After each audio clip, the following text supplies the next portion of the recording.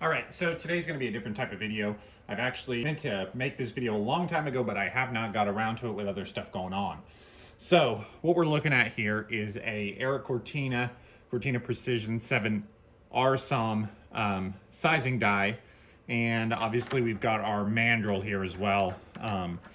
Now I've used the mandrel before because I had used a different die to size some brass and then ran the mandrel through.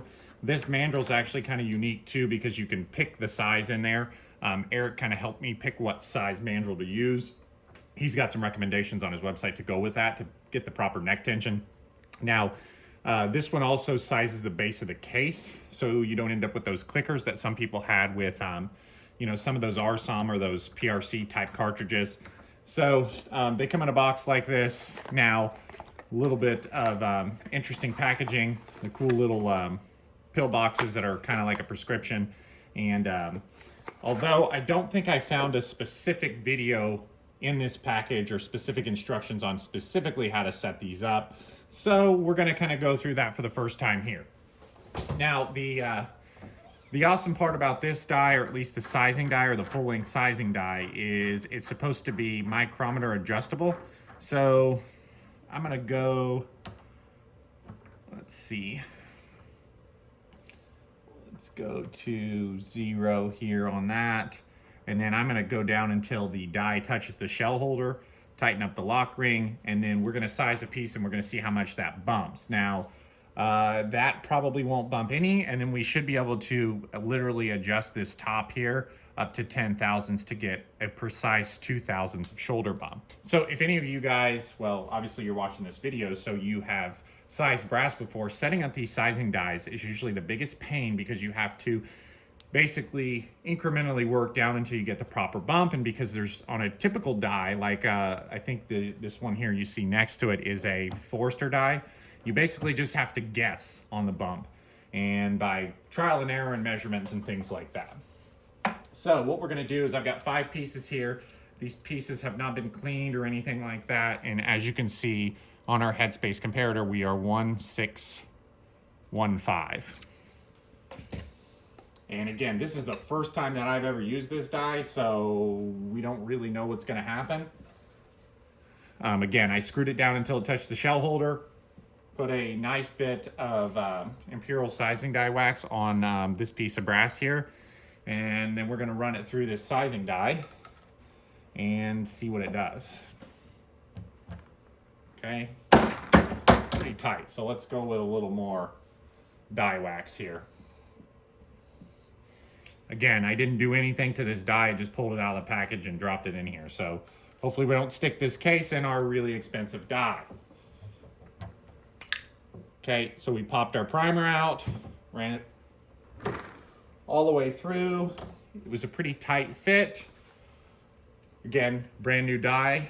And then let's see what we got for bump. So we didn't bump at all. We actually added a little bit of length to this, right? We added 3 thousandths.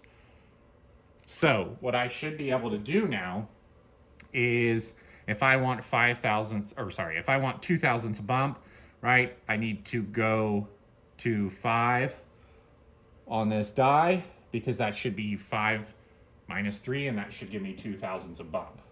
So I'm going to go ahead and relube this piece. Again, don't want to stick this piece in the die. Put that in the sizing die, and if this works, this is going to make this process incredibly easy to set up a die. So let's check this piece now, and we should have, okay, now that actually did nothing, all right? 5 thousandths of movement on there did nothing. So let's go another. Let's go another 5. We're going to grab a new piece now just because I don't want to oversize that piece, sizing it 500 times. Let's see what this one measures. So again, this is a new piece, 1615. Run it in the die. Okay, bottomed all the way out, coming back up. And let's see where we're at. Okay, and we still need 2 more thousandths of bump. maybe 3 actually.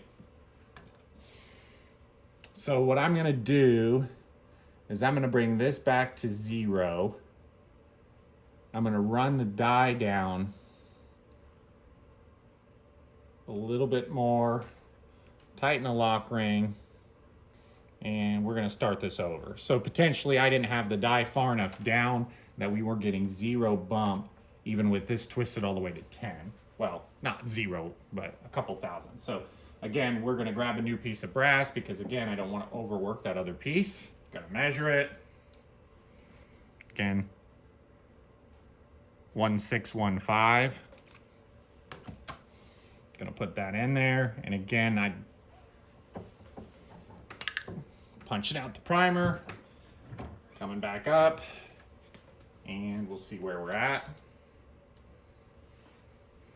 Okay, so 618.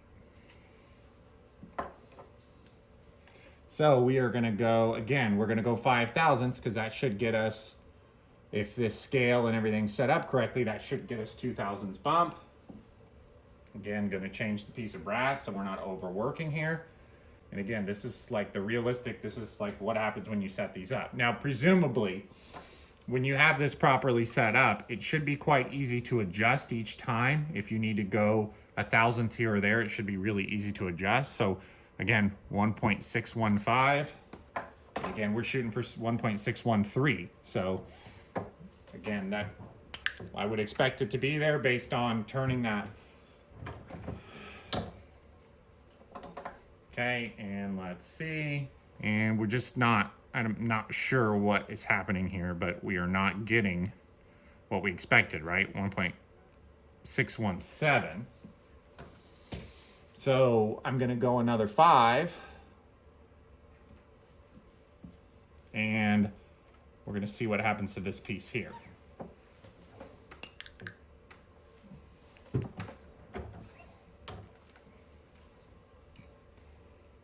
Okay, so now we've finally hit 1.614.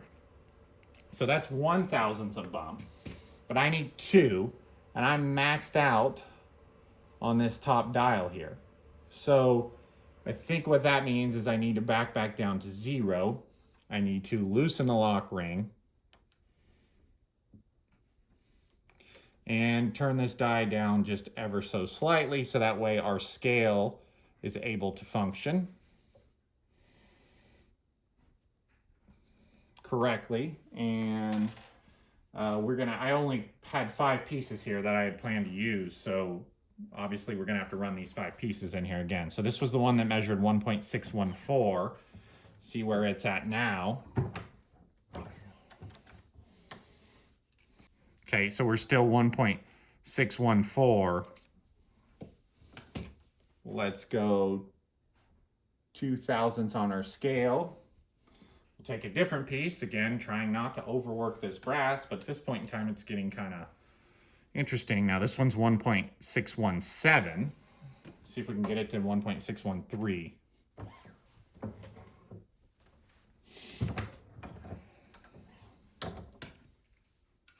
Real close, right? 1.614. So let's go another.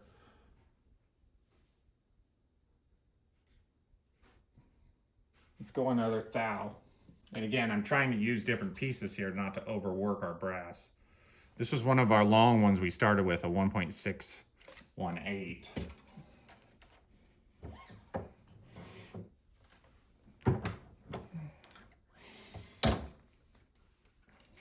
We're still 1.614. Let's go another thou here. Actually, let's just go 2 thou. The heck with it.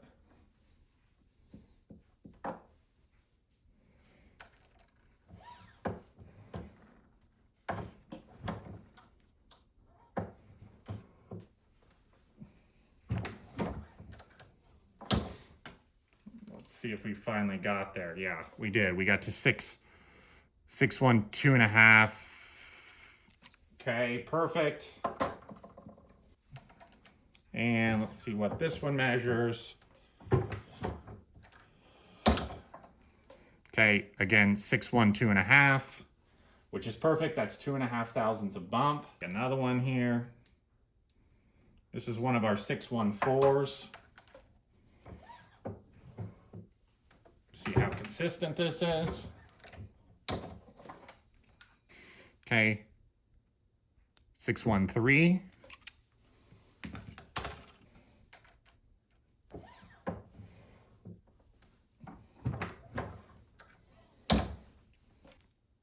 Six, 1, 2, and last piece here.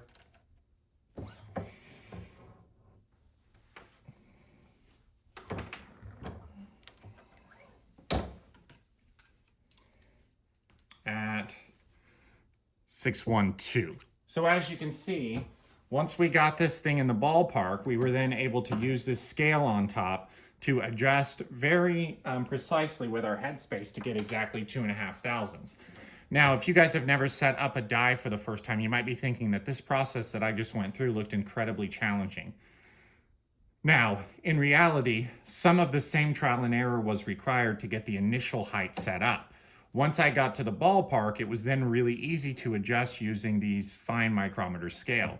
So this die isn't used to, and at least in my opinion, to be able to set up a die incredibly quickly out of the blue. What it should be able to be used for now is for really nice fine adjustments as our neck thickness or as our brass work hardens or something like that, where now that I have this grossly set up, I should be able to use this dial to incrementally change and get that exact precise headspace every time. Now, the other thing you notice, this die is incredibly smooth on the inside. It's an incredibly high quality die that obviously is going to be very precise. The other thing that happened is Eric had me send him my reamer print to make sure this die was going to be a proper fit for my chamber. So you're getting a really, really high quality die with that extra convenience of being set up. Now, the other die here I have, the mandrel die, is pretty simple. For the most part, I think you can just set it up to where your press bottoms out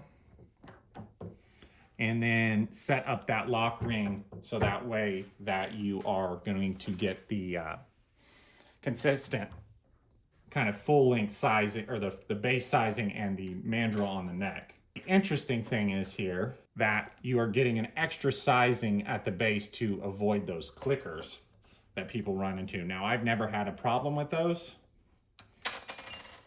So we'll turn that, get that all the way set up there. And then we can just run our piece of brass through there. We already have lube on them, right? Sizes the base, sizes the neck.